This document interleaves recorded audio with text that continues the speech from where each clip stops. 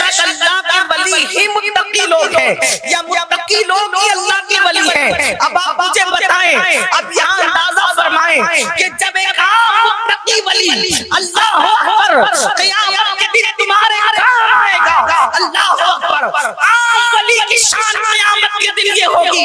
सैयदना बाबा फरीदुद्दीन गंज शकर रज़ियल्लाहु ताला अन्हु अपने महफूज़ात में फरमाते हैं कि वली जो जुगड़ी पहना करता था, यानी जो जुब्बा पहना करता था, या जो चादर ओढ़ा करता था, उसके एक धागे में कुदरत इतनी ताकत अता कर देगी कि उसकी गुदड़ी के एक धागे में उसके 70 हजार मानने वाले उसके साथ चिपके होंगे, और जब वली जन्नत में जा रहा होगा तो सारे लोग उसके साथ बेहिसाब जन्नत में जा रहे होंगे।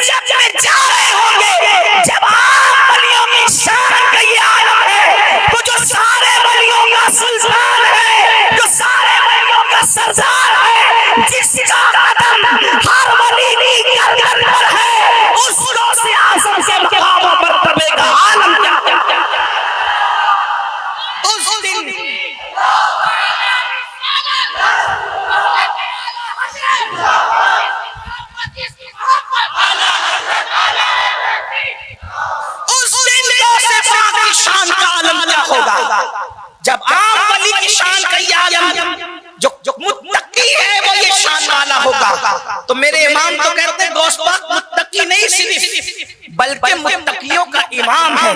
कहते हैं गौस आज़म इमाम मुत्तका वन्नुका, जलवे शान कुदरत पे लाखों सलाम। आप काफी देर से बैठे इसलिए बहुत इम्तिहान में नहीं रखेंगे, 2-3 बातें सुन लें कि वली कौन होता है और विलायत कैसे नसीब होती है।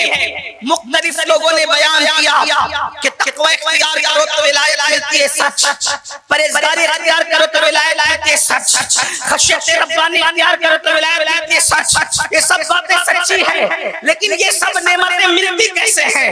अल्लाह अकबर।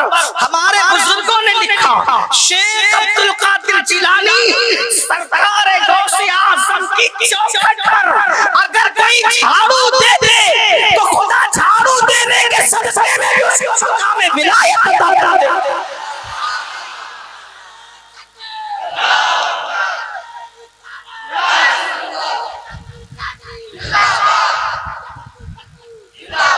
आप अंदाजा फरमाएं जिसकी चौखट की ताकत का ये आलम, लोग झाड़ू देने से बनी हो। लोग इसको कहानी किस्सा भले कह रहे, लेकिन ये प्रैक्टिकल है। बल्कि आपको बताऊं गौस पाक की चौखट की शान क्या है, लोग समझे ही नहीं गौस पाक का मर्तबा। और लोग कहते हैं गौस पाक का मर्तबा आप क्यों बयान कर रहे हैं? मैंने कैसे ये बयान कर रहे हैं कि जब लोगों को पता चलेगा कि अब्दुल कादिर जिलानी की शान ये है, तो फिर लोग नबी को पूरी तरह नहीं कहेंगे। जब अब्दुल कादिर जैसा कोई नहीं हो सकता तो उनके नाना मोहम्मद रसूलुल्लाह के जैसे कोई कैसे? जब बेटे का जवाब नहीं है तो बाबा क्या?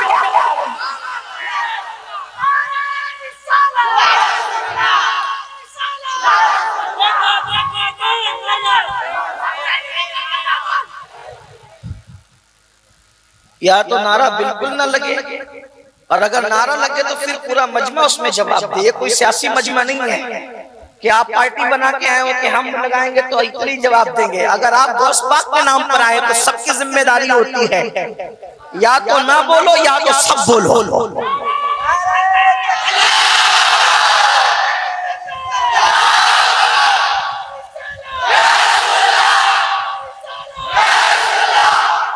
ये गौस पाक की महफिल है, इस महफिल में आने से तकदीरें बदलती हैं।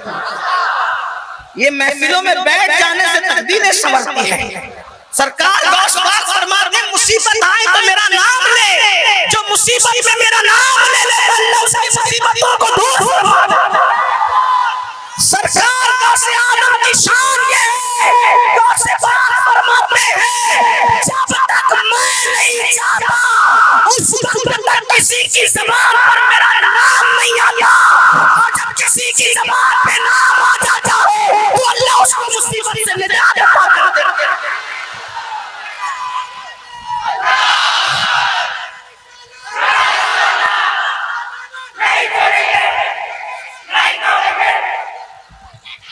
इसी को मौलाना जमीलुर रहमान कहते हैं, खुदा के फज़ल से हम पर है साया गौसे आज़म का, खुदा के फज़ल से हम पर है साया गौसे आज़म का, हमें दोनों जहां में है सहारा गौसे आज़म का, और बुला देगा निदा देगा मुनादी हश्र में हम कादरियों को, निदा देगा मुनादी हश्र में हम कादरियों को, इधर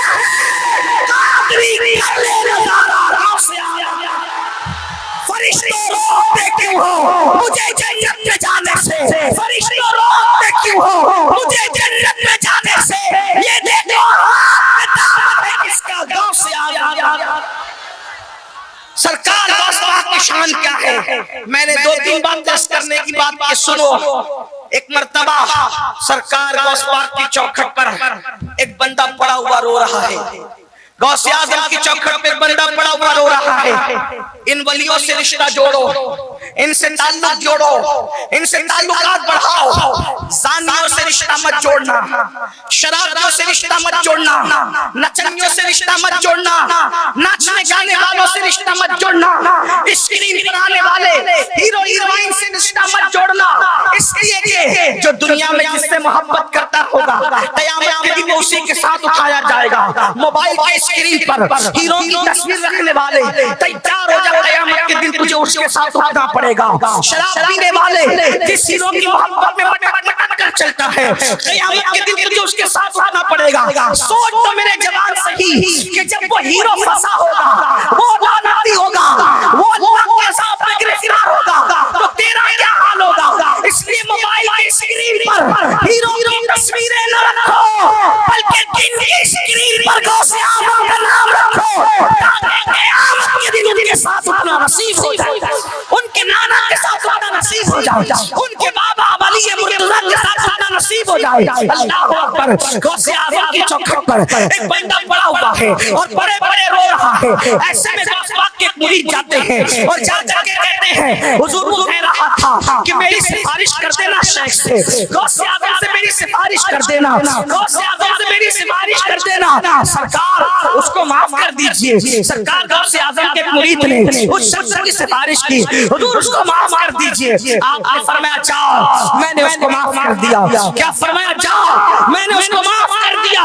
जैसे माफ करना था वो शख्स हवाओं में परवास करने लगा, वो शख्स हवाओं में उड़ने लगा। उसने कहा हुजूर ये क्या है, गौस पाक फरमाते हैं ये अब्दाल। कौन था? अब्दाल। अब्दाल समझते हो कौन होता है? अब्दाल हदीस पाक में आता है, बारिश अब्दालों के सदके बरसती है, अनाज अब्दालों के सदके उगता है।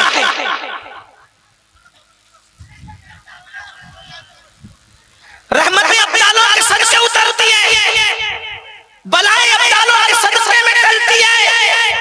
गौसे पाक फरमाते हैं अपने मुरीद से, बेटा वो यानी इतने बड़े बड़े पे फाइज था, वली हजारों होते, लाखों होते, हो सकते हैं, लेकिन अब्दाल गिने हुए 40 होते सिर्फ। एक वक्त में 40 से बढ़कर नहीं होते, वली होंगे हजारों लाखों, कितनी भी तादाद वलियों की पहुंच जाए, लेकिन औलिया में ये महदूद सीटें होती हैं, नशिस्तें होती हैं, जिनको अब्दाल कहते हैं। सोचो अल्लाह के रसूल फरमा रहे उनके सदके बारिश बरसती है। अल्लामा शामी ने भी अपनी किताब इजाबतुल गौस में इसको लिखा कि उनके सदके बारिश बरसती है, उनके सदके बलाएं करती है, रहमतों का नुज़ूल अब्दालों के सदके में होता है। अल्लाहु अकबर। गौस पाक फरमाते वो मेरी चौखट पे जो पड़ा था वो अब्दाल था, अब्दाल था। फरमाया उसकी वजह क्या थी, वो पड़ा हुआ क्यों था? 3 अब्दाल थे, मक्का शरीफ में उड़ते हुए जा रहे थे, जब मेरी खानकाह आई, एक दाएं हट गया अदब की वजह से, एक बाएं हट गया अदब की वजह से, और इस अब्दाल ने सोचा कि मैं भी वली, अब्दुल कादिर जिलानी भी वली, तो मैं उनकी खानकाह का अदब क्यों करूं, मैं उनके ऊपर से उड़ करके जाऊंगा। कहा वो ऊपर से मेरी खानकाह के उड़ के जा रहा था, उसको पटक के जमीन पे डाल दिया ताकि पता चले अब्दुल कादिर का मर्तबा मकाम क्या है। अल्लाह अकबर। जब मैंने उसको माफ कर दिया, अल्लाह ने फिर उसका मर्तबा उसको अता फरमाया। अब्दाल जहां पर चौखट पे पड़े रहते वो गौसे आजम की चौखट है। इसीलिए तो मेरे इमाम 14वीं सदी के मुजद्दिद कहते हैं, तुझसे दर से डायरेक्ट मैं नहीं, तुझसे दर से सग, और सग से है मुझको निस्बत।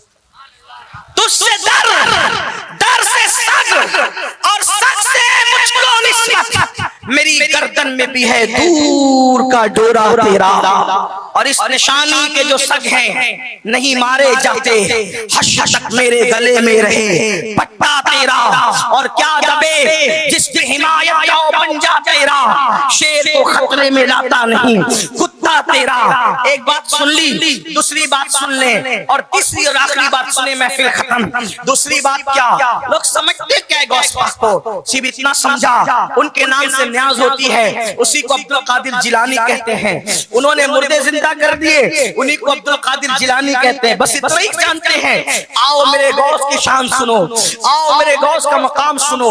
अगर आज आपने इस महफिल का नाम जश्न गौसुल वरा रखा है, तो मैं अपनी बहनों से भी कहता हूँ, गौस पाक की शान सुनो, सहाबा की शान भी सुनो, औलिया की शान भी सुनो, अंबिया की शान भी सुनो, सैयदुल अंबिया की शान भी सुनो, और अपने बच्चों को ये वाकयात सुनाया करो, याद कराया करो। जब बच्चे सोया करें, कुत्ते बिल्ली की कहानी, तोता मैना की कहानी, बबलू टबलू की कहानी, मोटू पतलू की कहानी, ये सब नहीं दिखाना, ये सब नहीं सुनाना, बल्कि उनको क्या बताओ, गौस पाक कैसे थे, गरीब नवाज कैसे थे, सहाबा कैसे थे, औलिया कैसे थे, अंबिया कैसे थे, ताकि बचपने से हमारे बच्चों का दिल इन अल्लाह वालों से जुड़ जाए।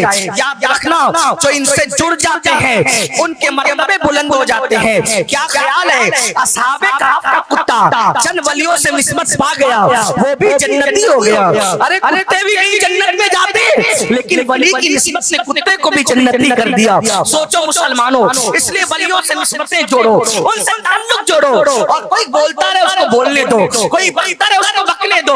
अपने औलिया अल्लाह के रास्ते पे चलो, अहले सुन्नत व जमात के मसलक पर चलो। अल्लाह अकबर। ये अहले सुन्नत का मसलक 1857 के बाद का नहीं, ये अहले सुन्नत व जमात का जो मसलक है, अल्लाह अकबर, इसकी कड़ियां सहाबा से मिलती है। आज के दौर में जिसको पहचान के लिए अहले सुन्नत के मसलक को मसलक आला हजरत के नाम से भी जाना जाता है, इसलिए इसको मजबूती से पकड़े रहो। ये औलिया से रखेगा, ये अंबिया से जुड़ा रखेगा, ये अदब वालों में रखेगा, ये माँ बाप का अदब सिखाएगा, ये अल्लाह वालों का अदब सिखाएगा। अल्लाह अकबर। गौस पाक की शान देखो। अल्लाह अल्लाह। आज हमारे बच्चे कोई हीरो की तरफ, कोई फिल्म की तरफ, कोई ज़िना की तरफ, कोई गाने की तरफ, कोई हराम काम की तरफ इसलिए बढ़ रहा है कि हमने औलिया अल्लाह से नहीं जोड़ा, हमने उसके दिल के तार मुस्तफा जाले रहमत से नहीं जोड़ा। हमें ये सब बातें अपने बच्चों को सिखानी पड़ेगी। अल्लाह अकबर। दूसरी बात जो अर्ज करनी है वो ये है, अल्लाह अल्लाह। सरकार गौसे आजम जो थे, उनकी बारगाह में बड़े बड़े औलिया आते थे, बड़े बड़े अक़ताब आते थे, बड़े बड़े अब्दाल आते थे, और गौस पाक से सबक सीखते थे। कौन कौन आके सीखता था पता है? एक मर्तबा गौस पाक बहुत खुश, बहुत खुश, किसी ने कहा सरकार आज बहुत खुश है। फरमाया हाँ, एक बंदा 2 कदम में बैतुल मुकद्दस से मेरे पास आया। 2 कदम में कहा बैतुल मुकद्दस, कहा बगदाद। 2 कदम में कहा आया? बगदाद शरीफ। कहां से? बैतुल मुकद्दस से मेरे पास आया, और सीखने के लिए आया कि इश्क किसे कहते हैं। क्या सीखने आया? मतलब इतना बड़ा हो गया था वो बंदा कि 2 कदम में बैतुल मुकद्दस से बगदाद तक का फासला तय कर सकता था। लेकिन सीखना क्या था? तवज्जो करें, क्या सीखना था? इश्क। और ये सब इश्क सीख कर बैठे हम लोग। जिनको वुजू का तरीका नहीं पता, उससे बड़ा आशिक रसूल कोई नहीं। 3 बच्चों का बाप हो गया, गुस्ल करना नहीं आता, उससे बड़ा आशिक रसूल कोई नहीं। फजर की नमाज में बिस्तर पे पड़ा हुआ है सोते हुए, उससे बड़ा आशिक रसूल कोई नहीं। गौस पाक कह क्या रहे, थोड़ा समझो तो सही। 2 कदम में बैतुल मुकद्दस से बगदाद आया है। सीखना क्या चाहता है? इश्क। मतलब क्या निकल रहा है? अगर मैं सही कह रहा हूं तो उलमा तायीद करेंगे, गलत कह रहा हूं तो मेरी इस्लाह करेंगे। मतलब ये निकल रहा है कि 2 कदम में बैतुल मुकद्दस से बगदाद आना आसान है, लेकिन इश्क की राह में कदम रखना ये मुश्किल है। इतना पावरफुल हो गया, इतना पावरफुल हो गया कि 2 कदम में बैतुल मुकद्दस से बगदाद आ सकता है, लेकिन अभी ये सलाहियत पैदा नहीं हुई कि इश्क की मंजिल कैसे तय की जाती है। और यहां तो हाल ये कि नमाज गई और आशिक रसूल है। नमाज के बगैर कोई आशिक रसूल कैसे हो सकता है? गौसपा का दामन थाम लिया है। जुमा की 2 रकात पढ़कर ऐसे भागते हैं जैसे स्कूल की छुट्टी होने पर स्कूल के बच्चे भागते हैं।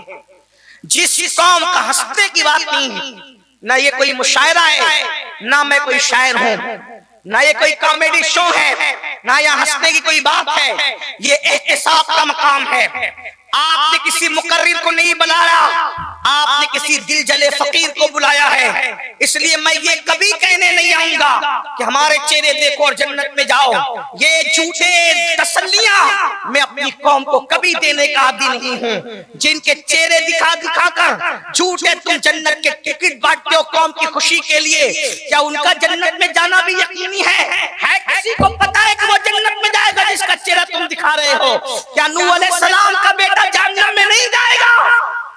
क्या इब्राहिम अलैहिस्सलाम का सगा चचा आज़र जहन्नम में नहीं जाएगा? क्या लूत अलैहिस्सलाम की बीवी जहन्नम में नहीं जाएगी? इतने बड़े बड़े घराने के लोग जहन्नम में जाएंगे, तो क्या हमारे अंदर सुर्खात के पर लगे हैं? पूरा पूरा हफ्ता मस्जिद नहीं जाते और हाथ से जन्नत नहीं जाती, हाथ से जन्नत नहीं जाती। इतनी जन्नत हम करा कर लाए। रसूलुल्लाह के दौर के बंदे जवान तहखा लगा के हंस रहे हैं। हुजूर सवारी से उतर पड़े, पूछते हैं क्या जन्नत की टिकट मिल गई? जन्नत में जाने की बशारत मिल गई? उन्होंने कहा नहीं या रसूल अल्लाह। आका ने फरमाया जो जन्नत में जाने की जिसको बशारत न मिली और वो तहखा लगा के हंस रहा है, मुझे हैरत है। जिसको जन्नत में जाने का इज़्न नहीं मिला वो तहखा लगा के हंसे, हुजूर उस पे ताज्जुब करते हैं। और जो पूरी पूरी रात नंगी पिक्चर देखकर भी जिसके हाथ से जन्नत न जाए, वो अपने आप को धोखा नहीं दे रहा है? जो अपनी बेटी को बाजू में बिठा करके सीरियल देख रहा है, क्या वो अपने आप को धोखा नहीं दे रहा है? कादरियत इतनी सस्ती नहीं है कि मेरा कपड़ा पकड़कर तुम्हें कादरियत मिल जाए। कादरियत और चिश्तियत इतनी सस्ती नहीं है कि किसी का चेहरा देखकर मिल जाए। ये दिल जले के जुमले अगर खराब लगे तो माफ कर देना उड़ीसा वालों, लेकिन याद रखना, अच्छी तरह से याद रखना, हमने मजहब को जितना हल्का समझा उतना मजहब हल्का नहीं है। जिसके बिस्तर पे कुरान नाज़िल होता है वो उम्मुल मोमिनीन सैयदा आयशा सिद्दीका, जिसको महबूबे रब, जिसको महबूबे रब्बुल आलमीन होने का शरफ हासिल है, वो आयशा सिद्दीका जो रूठ के बैठ जाए तो अल्लाह के रसूल बेचैन हो जाते थे। वो आयशा सिद्दीका जो चुप हो जाए तो जिसको बुलवाने के लिए हुजूर जतन करते थे, वो आयशा सिद्दीका। अल्लाहू अकबर, जिसकी आंख में आंसू आ जाए तो अपने हाथ से रसूलुल्लाह आंसू पोंछते थे, वो आयशा सिद्दीका। उनके बारे में उनके भाई अब्दुर्रहमान इब्न अबू बकर कहते हैं कि मैंने आयशा सिद्दीका को देखा कि जब वो अल्लाह के खौफ से क़यामत की तकलीफों को याद कर करके रोती थी तो दुपट्टा ऐसे भीग जाता था कि हमें निचोड़ना पड़ता था। दुपट्टा धोने के बाद निचोड़ते तो पानी टपकता है, लेकिन आयशा का दुपट्टा धोया नहीं जाता था, बल्कि उनकी आंसुओं से निचोड़ा जाता था तो ऐसा लगता था पानी है। अल्लाहू अकबर, लेकिन वो अल्लाह के खौफ से रो रही होती थी। मुझे बताओ तो सही, आखिर हमने दीन किसको समझा, दीन को क्या समझा?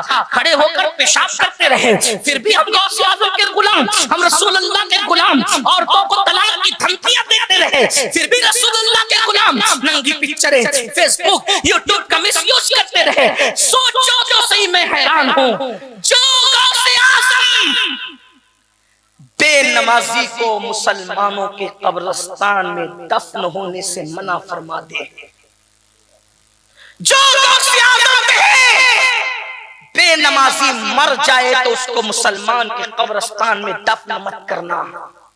जब गौस पाक बेनमाजी को मुसलमानों के कब्रिस्तान में पसंद नहीं करते, जबकि वो कब्रिस्तान गौस पाक का बनाया हुआ नहीं है,